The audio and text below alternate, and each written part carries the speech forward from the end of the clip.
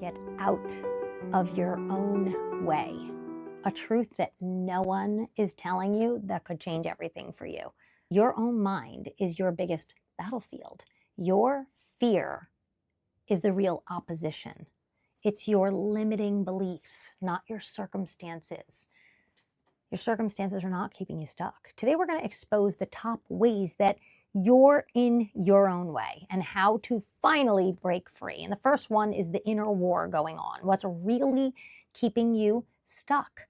And you've heard me say this before, Proverbs 23:7, as a man think in his heart, so is he, right? The law of attraction. We've heard it before. What you think about, you bring about. It's not lack of opportunities. It's your belief that the opportunities aren't for you. You know, it's not your past failures. It's fear that history is going to repeat itself or that you'll fail, afraid of what people will think. It's not waiting for the right moment. It's your fear that stepping out before you're ready, you're going to fail and be embarrassed. The hard truth is, if you don't believe in your own breakthrough, it's never going to happen. What you think about, you bring about. You know, the Israelites in the Bible were freed from Egypt, but in their minds, they were still enslaved, and they were told to go into this promised land. But they doubted and they feared and they circled in the wilderness for 40 years. How many years have you been circling the same mountain? I think it's time to start challenging every limiting thought. When fear says you're not ready, say, says who? And when doubt says you might fail, say, okay, then I'll learn.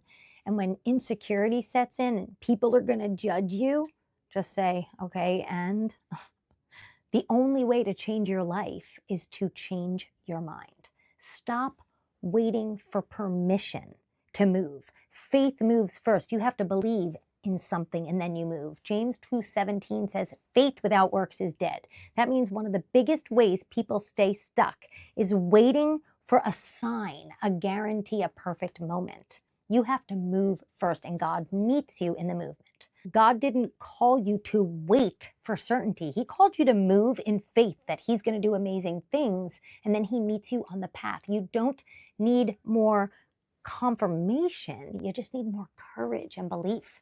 Peter in the Bible walked on water because he stepped out of the boat first. He believed in God. The miracle happened after the movement. Take the first uncomfortable step now. Don't wait until you feel 100% ready, because you never will. Don't wait for fear to disappear, because it never will. Move anyway. Faith moves first. This is a perfect example. 8 months ago, I didn't have social media. I've never recorded on my phone. I have no idea how to talk to a camera, edit, produce videos, and put them on iTunes and Spotify. I didn't even know how to use Google Drive. But I just got messy. I even went on Instagram and I look back and cringeworthy. But God said, you got to move first, and then I'll show you the way. And he left me a breadcrumb trail, and I just kept moving and moving. And it's like the runway just lit up with every step I take, saying, I believe in the vision that you have for me, in the mission. And I trusted that he would light up a path. And I had the courage. Gosh, I knew when I went on Instagram, people were going to be like, oh my gosh. But I did it anyway. That's the kind of movement that I'm talking about. When you have faith in the mission and then you just get moving and God meets you in the movement. That's what I'm talking about. It's fear of what people will say or what people are going to think. I mean, if nobody existed in your world except you and a spouse or a couple of loved ones, would you move? You probably would. The only thing that's holding you back is fear, usually of what other people think. So stop. Let's find the vision. I'll help you. I have a course called Elevate. We'll get your dream. We'll take it down from the cloud. We'll hold on to that vision and we'll believe in it. And I'll help you believe. I'll show you God's word so that you know his visions are true. And then he'll bring the provision and we'll start moving and he'll light up the path. All right. And remember, these are ways to get out of your own way. The third thing, change your words. Start shifting what you say. What you say is what you see. The tongue has the power between life and death. What you speak, you start to believe. Gosh, your words become your thoughts become your actions, and your actions become your outcome. Words have power. You need to start changing your words, and you'll start changing what you see in your life. There's a great story that I love in the Bible. You probably heard of the Israelites in the Bible, and God's giving them the promised land, and there's 12 of them, and 10 of them just see these big giants in front of them, and they're horrified, and they won't move. But Joshua, and I think it's Caleb, 2 of them, they trusted the vision beyond the giants, and they went right through, and they got into the promised land because they trusted God's plan in the end. You have to have that vision. They knew and believed in God's promise, and then they spoke life over themselves. Are you saying, I'll never get there? There's giants in front of me. There's obstacles. It's just not meant for me. Or are you listening to the world? Nobody lives a wonderful, amazing life of fire, waking up excited every day. Average is the new normal. Oh my gosh. You're like the 10 Israelites walking through the promised land, and you're just seeing what the world's putting in front of you. Be like Joshua and Caleb and know God's vision is to have this amazing, abundant, purpose-driven life where you're on fire every day. When you have God's vision, though, you can start to change your words. You're not going to start saying, I don't have what it takes, because you're going to know God's promise. So change your script. All right, so I get excited. You get it. Change your words, change your life. But let's back up and review for a sec before we move on. Remember, we were talking about getting out of our own way, and the very first thing was no longer listening to the world and what they say about you and getting over the fear of what the world thinks about you, number 1.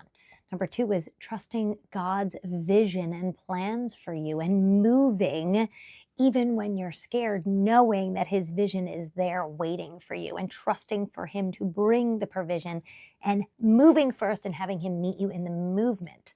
The third thing was to change your words. Remember, these are ways to get out of your own way. The third thing was to change our words. Stop letting the world feed you lies and start speaking truth. And the fourth way, and the final way, and the most abundant way to get out of your own way is to stop the loving me culture. Self-help culture is making us our own God. It's killing us. It's literally stripping us of our dreams, teaching us to get unstuck, but keeping us stuck, making us our own God. Get out of your own way. This is the greatest way to get out of your own way. And it's certainly not to think less of yourself, but to think of yourself less. I'm sure you've heard that before. Success, joy, abundance, and this fire that I keep talking about, it's found in serving, giving, pouring into others. Gosh, what a backwards way of the world, right? But listen, given it will be given unto you. Have you ever heard of that? Or it is possible to give away and become richer. It is also possible to hold on tight and lose everything. I'm wondering if you've heard those things in self-help podcasts possibly, or how about the greatest among you will be a servant? These are all biblical verses teaching us from the greatest book of life's little instruction book, teaching us how to live the life of our dreams and have the life that we're all seeking. And it's pouring into others, making it about somebody else. Interesting, right? How giving it away unlocks your purpose. Start asking, who can I serve with what I have right now? Everybody seems to be like, I got to go to a third world country and start helping homeless children in Africa. And you can do that, but it's saying hi to the lonely man in the coffee shop who you may have overlooked the day before. It's about giving generously of yourself and being aware. Where can you give with what you have right now?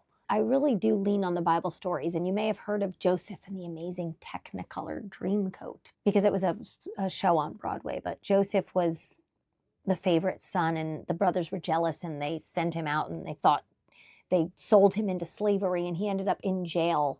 And then in prison, he served and loved the guards, and he had such a magnetism about him that he was elevated to second in command to Potiphar, who was the king of Egypt at the time. He ended up saving all of the Israelites. Serve with what you have where you are right now. I mean, Joseph served in prison, and it elevated him to second in command in all of Egypt, which led to him saving all of God's people, the Israelites. I mean, hello. The moment you shift from what can I get to what can I give? I'm telling you, your purpose unlocks. It's like wisdom and ideas and people and opportunities just rain down on you. I talked a little bit about how I couldn't do this 8 months ago. This is beyond my pay grade or what I'm capable of. This is all God just talking through me and teaching me how to do all of this. Just get moving. God will bring the people and the opportunities. All right. What am I doing? I'm serving with what I have, which is my wisdom. All right. So the bottom line is don't start over analyzing. Just serve right now where you are with what you have. If you have some extra cash, I don't know, maybe buy somebody a cup of coffee. It doesn't have to be that complicated. But if you want to lead, start helping. If you want more opportunities, start showing up. If you want to elevate, start giving your best right now. And the fifth way to get out of your own way, I don't know, God is just waiting for you. Step into the life that he designed. Psalm 37:33 says, the steps of the righteous man are ordered by the Lord, not by the self-help podcast host that says let them instead of love them. The path is already prepared, but you have to have the feet to move. You can't ask the Lord to guide your footsteps if you're not willing to move your feet. Don't blame external factors. Stop waiting for certainty to move. Stop blocking your own breakthrough. Get out of your own way. It's time. So what's one thing you're going to do today? I can't wait to hear it and I can't wait to see it. And it could just be simple.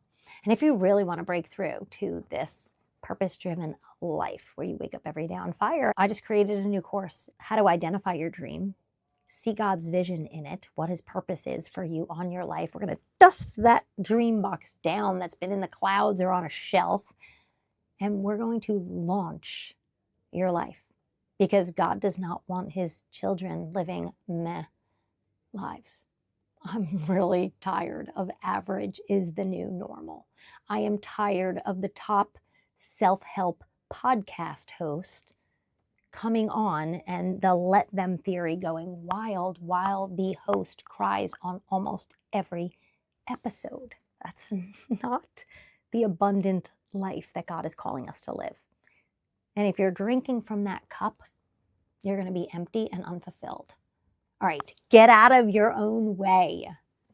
Use God's blueprint. Use my help. Take my course, Elevate. If not, that's fine too. I have a free course called Bible 101. It's on my website, Launch Your Rocket. I have a community there. I have a podcast almost every day that you can join. TikTok, Instagram, iTunes, Spotify. So many ways to shift to this new blueprint. Get out of your own way. Start using God's wisdom because his way attracts without becoming all too Bible-y and too churchy. Try to meet you where you're at.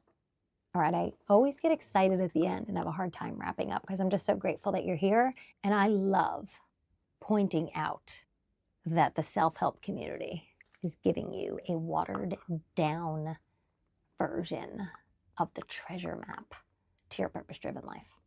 I want to give it back to you. All right, that's it. Thank you so much for joining me today on Elevate. I will see you next time.